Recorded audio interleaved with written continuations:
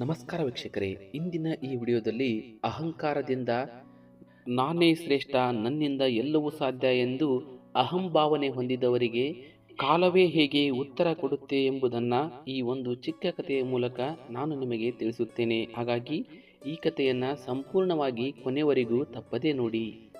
ಮಹಾಭಾರತದಲ್ಲಿ ನಡೆದ ಕರ್ಣಾರ್ಜುನರ ಯುದ್ಧದ ಬಗ್ಗೆ ನಿಮಗೆ ಗೊತ್ತೇ ಇದೆ. ಆ ಕಥೆಯನ್ನೇ ನಾನು ಇಂದು ಹೇಳುತ್ತಿರುವುದು.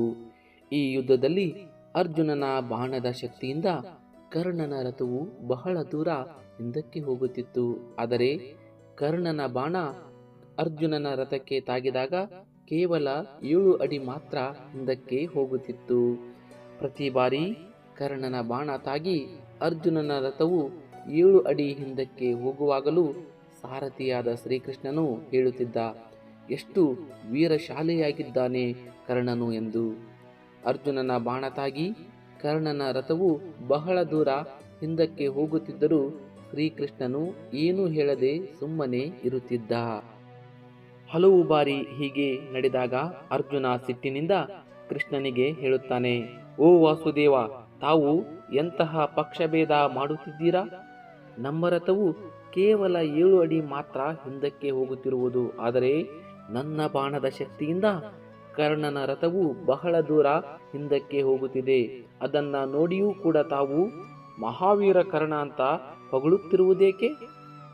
ಇದನ್ನು ಕೇಳಿದ ಶ್ರೀಕೃಷ್ಣ ಮಂದಹಾಸವನ್ನ ಬೀರುತ್ತಾ ಕೃಷ್ಣ ಅರ್ಜುನನಿಗೆ ಹೇಳುತ್ತಾನೆ, ಏ ಪಾರ್ಥ, ನಾನು ಹೇಳಿದ್ದು ಸರಿ. ಕರ್ಣನು ಮಹಾವೀರನಾಗಿದ್ದಾನೆ. ನೀನು ಮೇಲಕ್ಕೆ ನೋಡು.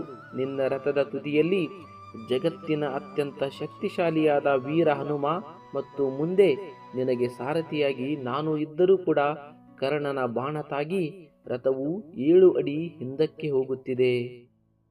ಆದರೆ ನಾವು ಇರುತ್ತಿಲ್ಲದಿದ್ದರೆ ನಿನ್ನ ರಥವು ಇಷ್ಟು ಹೊತ್ತಿಗೆ ಇಲ್ಲದಾಗುತ್ತಿತ್ತು. ಈ ಸತ್ಯವನ್ನು ಅರಿತಾಗ ಅರ್ಜುನ ತೆಪ್ಪಗಾದ. ಆದರೆ ತನ್ನ ಪ್ರತಿಭೆಯಲ್ಲಿ ತುಂಬಾ ವಿಶ್ವಾಸ ಇಟ್ಟಿದ್ದ ಅರ್ಜುನನಿಗೆ ಯುದ್ಧದ ಕೊನೆಯ ದಿನ ಆ ಸತ್ಯದ ಅರಿವಾಯಿತು.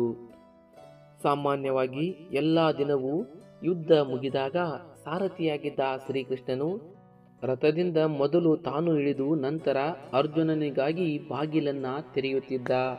ಆದರೆ ಯುದ್ಧದ ಕೊನೆಯ ದಿನ ಶ್ರೀಕೃಷ್ಣನು ರಥದಲ್ಲಿಯೇ ಕುಳಿತು ಅರ್ಜುನನಿಗೆ ಇಳಿದು ದೂರ ನಡೆಯಲು ಹೇಳುತ್ತಾನೆ. ಅರ್ಜುನ ಇಳಿದು ಸ್ವಲ್ಪ ದೂರ ನಡೆದು ಸಾಗಿದ ನಂತರ ಶ್ರೀಕೃಷ್ಣನು ರಥದಿಂದ ಇಳಿಯುತ್ತಾನೆ. ತಕ್ಷಣವೇ ರಥವು ಉರಿದು ಭಸ್ಮವಾಗುತ್ತದೆ. ಇದನ್ನು ನೋಡಿದ ಅರ್ಜುನ ಆಶ್ಚರ್ಯದಿಂದ ಕೃಷ್ಣನನ್ನು ನೋಡಿದ. ಆಗ ಶ್ರೀಕೃಷ್ಣ ಹೇಳುತ್ತಾನೆ, ಅರ್ಜುನ, ನಿನ್ನ ರಥವು ಭೀಷ್ಮ, ಕೃಪಾಚಾರ್ಯ, ದ್ರೋಣ, ಕರ್ಣ ಇವರೆಲ್ಲರ ದಿವ್ಯಾಸ್ತ್ರಗಳಿಂದ ಬಹಳ ಮುಂಚೆಯೇ ಭಸ್ಮವಾಗಿ ಹೋಗಿತ್ತು. ಆದರೆ ನಾನು ನನ್ನ ಯೋಗ ಶಕ್ತಿಯಿಂದ ಒಂದು ಸಂಕಲ್ಪ ರಥವನ್ನ ಸೃಷ್ಟಿಸಿದೆ. ಈ ವಿಷಯ ಕೇಳುತ್ತಿದ್ದಂತೆ ಅರ್ಜುನನಿಗೆ ಭೂಮಿ ಒಡೆದು ಪಾತಾಳಕ್ಕೆ ಹೋಗುವ ಹಾಗೆ ಅನಿಸಿತು. ನಾನು ಎಂಬ ಅಹಂ ಕೆಲವೊಮ್ಮೆ ಅರ್ಜುನನ ಹಾಗೆ ವರ್ತಿಸುತ್ತದೆ. ಈ ಲೋಕದಲ್ಲಿ ಎಲ್ಲವೂ ನಮ್ಮ ಪರಿಧಿಯಲ್ಲಿ ಇರುವುದೆಂಬ ಅಹಂಕಾರ ಮನುಷ್ಯನನ್ನ ಈ ರೀತಿ ವರ್ತಿಸುವಂತೆ ಮಾಡುತ್ತದೆ. ಈ ಕಥೆಯಲ್ಲಿ ಬರುವ ರಥ ನಮ್ಮ ಶರೀರ ಮತ್ತು ಯುದ್ಧವು ನಮ್ಮ ಮಾನಸಿಕ ಸಂಘರ್ಷಗಳಾಗಿವೆ. ಈ ಕಥೆಯಿಂದ ತಿಳಿದು ಬರುವ ನೀತಿ ಎಂದರೆ ಜೀವನದಲ್ಲಿ ನಾನು ಎಂಬ ಅಹಂಕಾರ ಯಾವತ್ತೂ ಪಡಬೇಡಿ. ಈ ಜಗತ್ತಿನಲ್ಲಿ ಯಾರೂ ಶ್ರೇಷ್ಠರಲ್ಲ, ಯಾರೂ ಕನಿಷ್ಠರಲ್ಲ. ಹಾಗೆಯೇ ಇಲ್ಲಿ ಯಾವುದೂ ಶಾಶ್ವತವಲ್ಲ. ಎಲ್ಲ ಭಗವಂತನ ಪ್ರೇರಣೆಯಿಂದ ನಡೆಯುವಂಥದ್ದು. ಈ ಕಥೆ ನಿಮಗೆ ಇಷ್ಟವಾಗಿದ್ದರೆ ಈ ವಿಡಿಯೋಕ್ಕೊಂದು ಲೈಕ್ ಕೊಡಿ. ಅದೇ ರೀತಿ ನಮ್ಮ ಚಾನಲನ್ನು ತಪ್ಪದೇ ಸಬ್ಸ್ಕ್ರೈಬ್ ಮಾಡಿಕೊಳ್ಳಿ.